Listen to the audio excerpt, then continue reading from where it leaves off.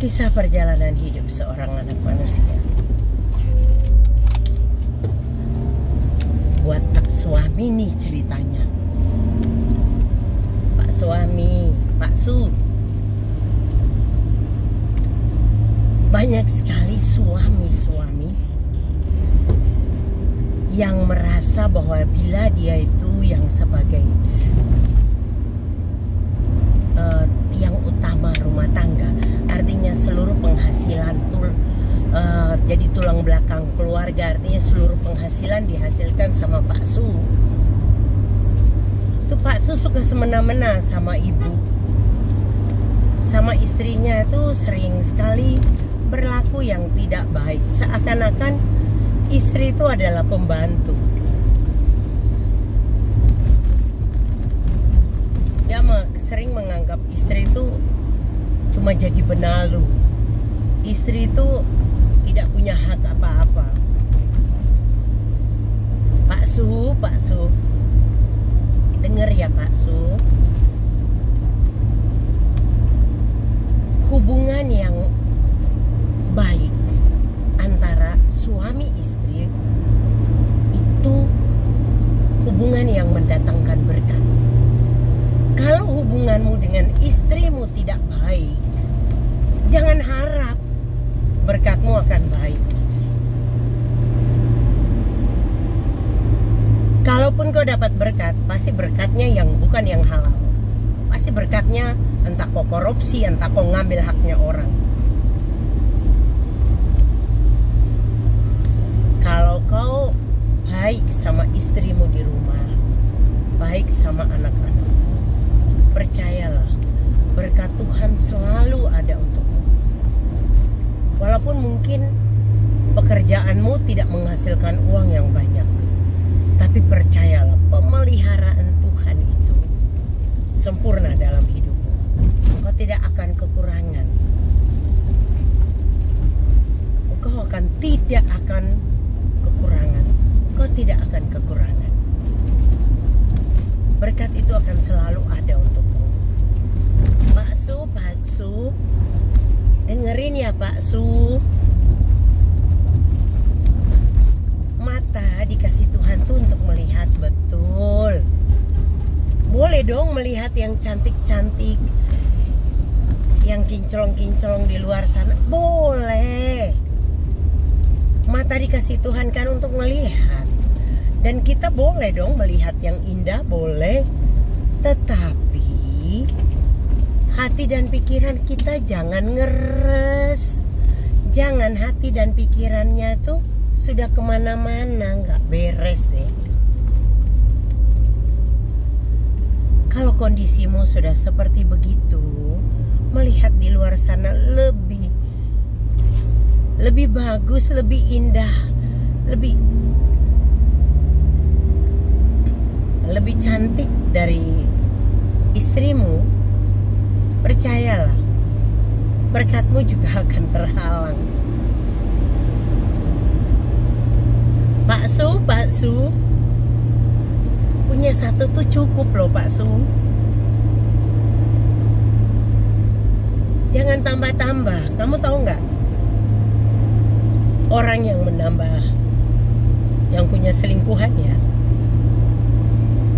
satu, dia hidupnya pasti tidak tenang. Kenapa? Dia harus berbohong dan berbohong lagi. Bohong yang satu hari ini, tapi dia harus cari bohong lagi untuk menutupi kebohongan hari ini.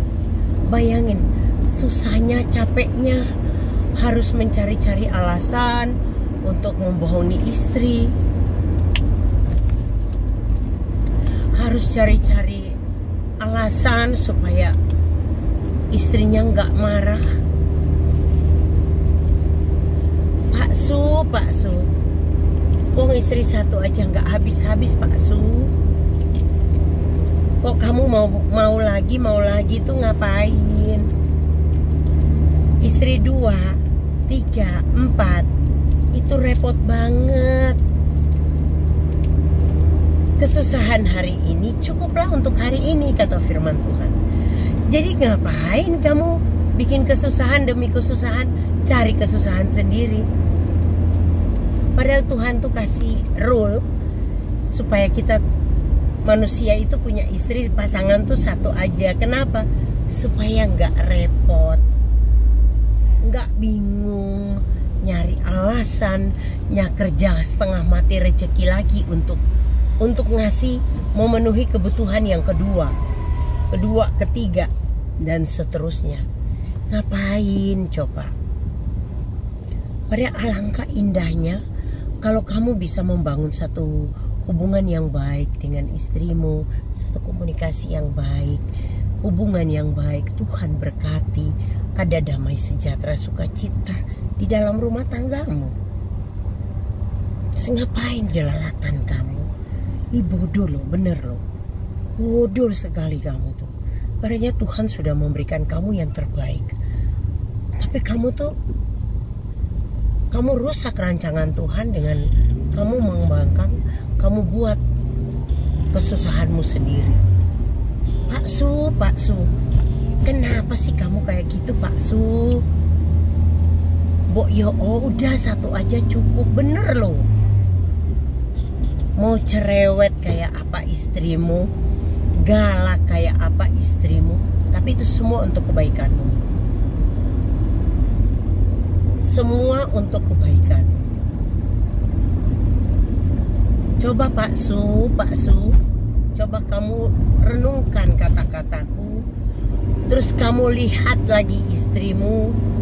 Kamu rewind lagi perjalanan perkawinanmu dengan istrimu. Pak Su, bagaimana ketika kalian tuh dari nol harus berusaha sampai ada di posisi yang sekarang. Terus kamu mengkhianati dia, kamu punya yang lain lagi. Dan berkat yang Tuhan kasih untuk istrimu itu malah Pak Su memberikan pada perempuan yang lain. Pak Su, itu namanya kamu sendiri yang mematikan pintu, kamu mematikan berkatmu. Kamu sendiri yang menutup pintu berkatmu, bukan Tuhan, bukan istrimu.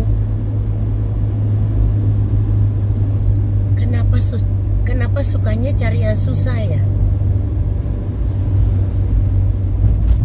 Orang Pak Su ini memang kok suka cari masalah.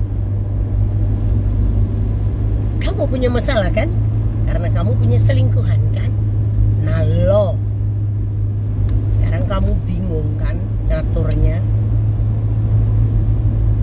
Coba kalau kamu bisa nggak adil. Rumah satu kamu kasih ke istri pertamamu, istri yang kedua minta kamu kasih juga rumah. Istri pertamamu minta mobil, kamu kasih mobil. Istri yang kedua juga minta mobil, kamu kasih mobil. Aduh Pak Su, padahal itu berkat-berkat yang harusnya dinikmati istri sama anak-anakmu Pak Su. Berkat istrimu itu sama anak-anakmu loh. Malah kamu bagi sama yang lain, ngasih sama yang lain. Padahal Tuhan kasih berkat itu untuk istri sama anak-anakmu. Ayo Pak Su, sadar loh. Apa yang kamu lakukan itu kamu hanya membuat susah dirimu sendiri Pak Su. Pak suami, jangan bikin susah dirimu sendiri Pak suami.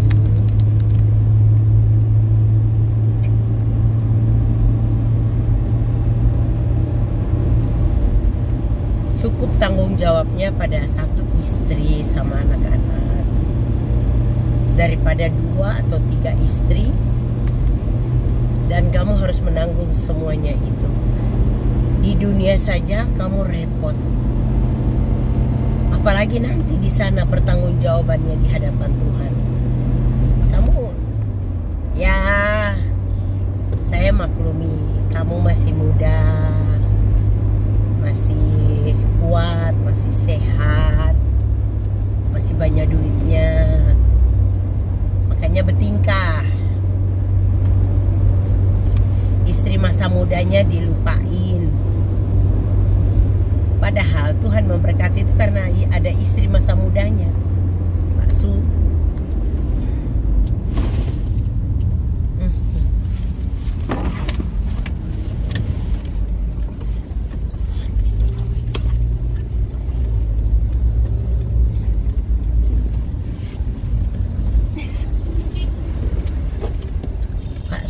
Pak Su punya satu istri aja repot, kok malah maunya yang kedua, mau ketiga segala. Sadarlah Pak, cukuplah sudah itu, cukup, dah sadar, tinggalin tuh perempuan. Ya nggak bisa Bu, sudah ada anak juga, ada dua, ada satu, ada dua. Makanya kalau mau bikin anak itu pakai otak, jangan pakai dengkul. Akhirnya susah sendiri kan.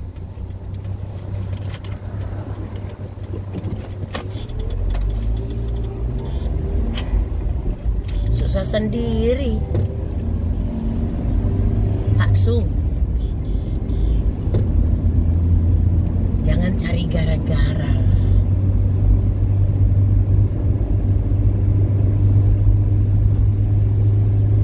Kasihan istrinya, kasihan anak-anaknya.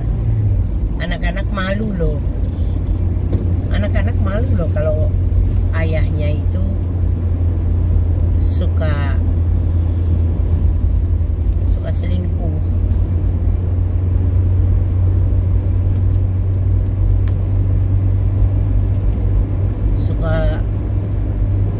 Suka sama perempuan lain. Anak malu itu. Sadarlah.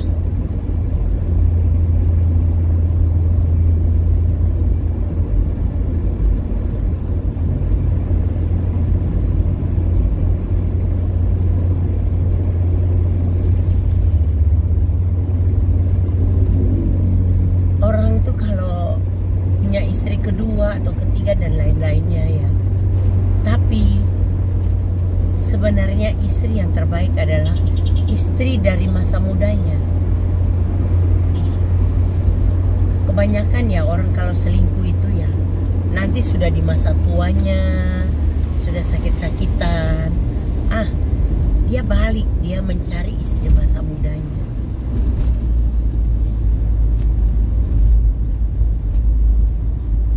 Sudah sakit baru nyadar, baru cari istri pertamanya. Waktu lagi sehat, punya jabatan, punya banyak duit, lupa sama istri pertamanya. Oke Bapak Ibu Saudara, takut akan Tuhan mendatangkan berkat. Percayalah, bertobatlah, datang pada Tuhan, minta ampun.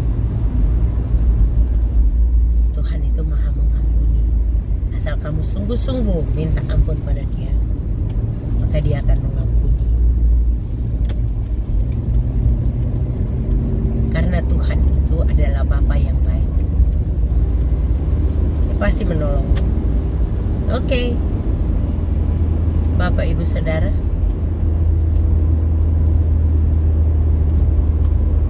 mungkin kamu ibu-ibu yang sedang sakit hati karena suaminya menduakan kamu. Sabar ya Bu. Terus berdoa dan lepaskan pengampunan. Oke, sambung lagi nanti di cerita kisah perjalanan hidup seorang anak manusia dengan versi yang berbeda tentunya. Tuhan Yesus memberkati.